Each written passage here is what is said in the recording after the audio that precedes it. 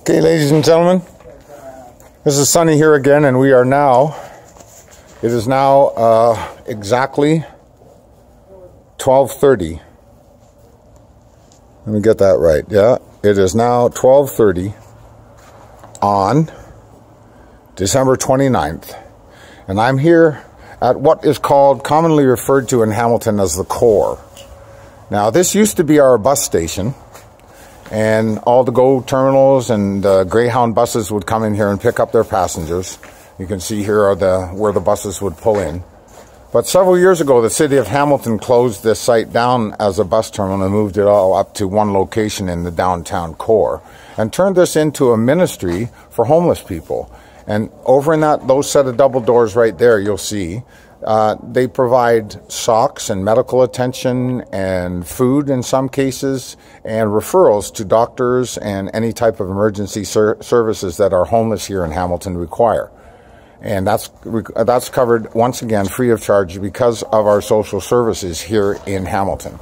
Now, we had, as I promised, I was going to video one of our homeless encampments last night. But unfortunately, it was so cold, pardon me, not last night, but the night of when I did the Merry Christmas Everyone video. It was so cold that I just couldn't continue on that night and I had to go home. But this is what I was going to come down and video. This is our, it's a local encampment that some of the homeless people here in Hamilton have used for quite a while. And if you notice here, there's nothing left. There's nothing but ashes, as a matter of fact, and the smell of smoke. Because last night, my friend Murph here and a couple of his friends were sleeping, and the fire that they had going in this barrel, unfortunately someone inadvertently forgot and laid a blanket down on top or near it, and it caught fire, and it totally destroyed their encampment. You'll see here that there's nothing left. They had a tent, a nice shanty built up where they could stay warm throughout the night, and sometimes during the night it caught fire and everything was destroyed. Murph and his friends here are trying to clean it up. They have not called the city. They have not called upon the resources or the fire department or the EMS because they didn't want to go through often the red tape and bureaucracy that is involved in doing something like that. They just wanted to get themselves warm again. And so they've been spending the last 24 hours or so since the fire trying to get this all cleared up again and trying to get their home back in order. And as you can see, it's completely decimated by the fire. This is what reality is like, folks, okay?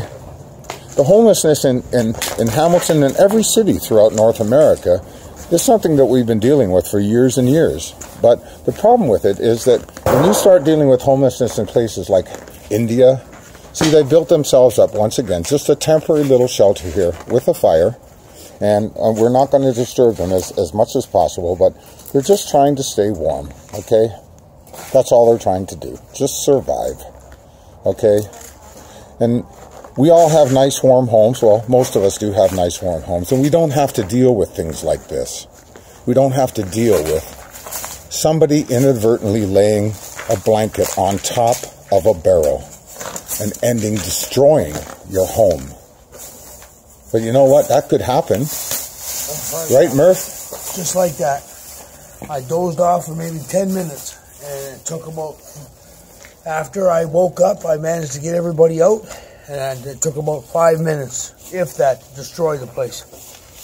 How long have you been homeless, Murph? I've been homeless for about 1.5 years now. I'm working with the right people, trying to get myself a reasonably nice place. Hopefully, soon I'll have one.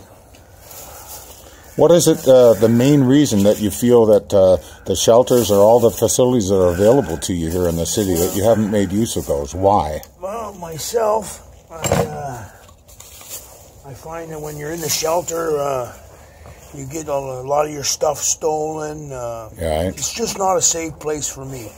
Okay, and a lot of people feel that way, folks. A lot of people do, yeah, they really do. What did you feel, Murph, when the two older ladies that were staying with and you had just provided protection for the night, some warmth? What did you feel when you saw that blanket on fire that was on top of you? And can I show the folks your hand, please, Murph? Yeah. Thanks, brother. This is what happened when he saved the life of these two ladies that were sleeping in the encampment with him. And I want you to look at his hand, ladies and gentlemen. Look at this. That is second-degree burns right there. Yeah. And third. And he needs hospitalization. Look at this. That's fourth-degree burns right there on his finger. Yeah, it's... And he needs medical attention. But you know what?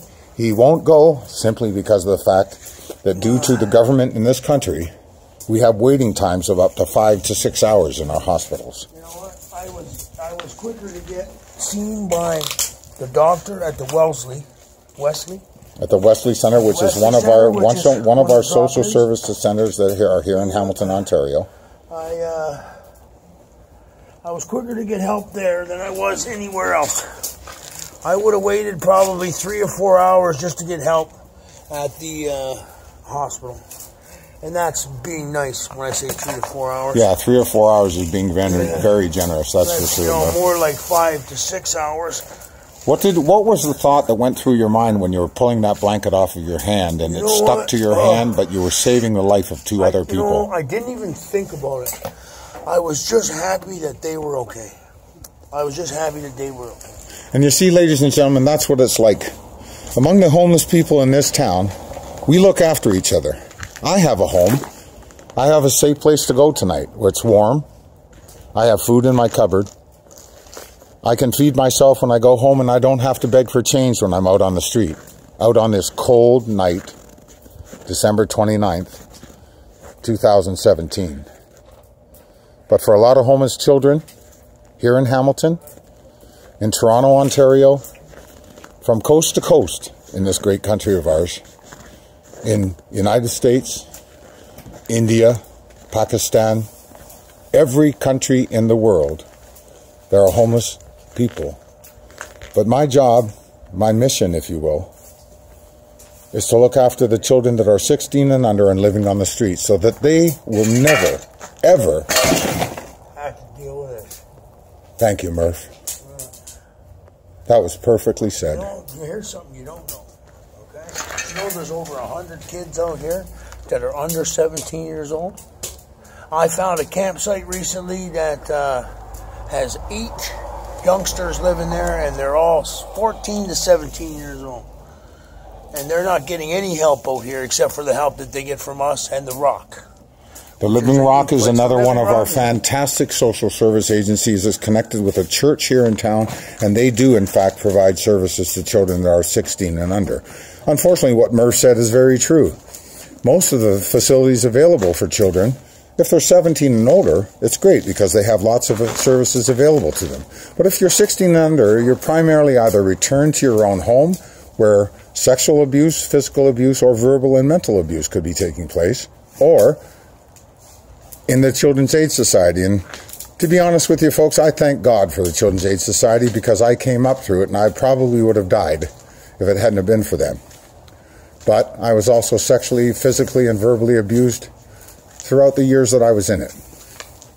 And so it's not all roses, it's not all, like I said the other night in the other video, it's not all, to be perfectly honest and blunt, it's not all shits and giggles, folks. It's hard out here. And it's even harder if you're a child because nothing is available to you except the Children's Aid and running away.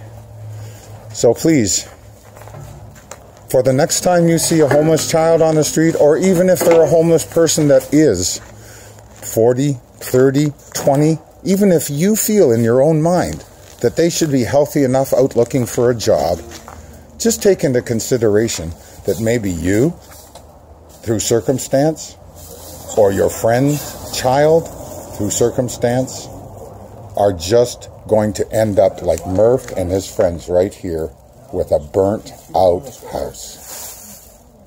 Sorry for the reality check, ladies and gentlemen, but this is what it's like on the streets when you're alone and when you're cold. There is no shelter from the cold.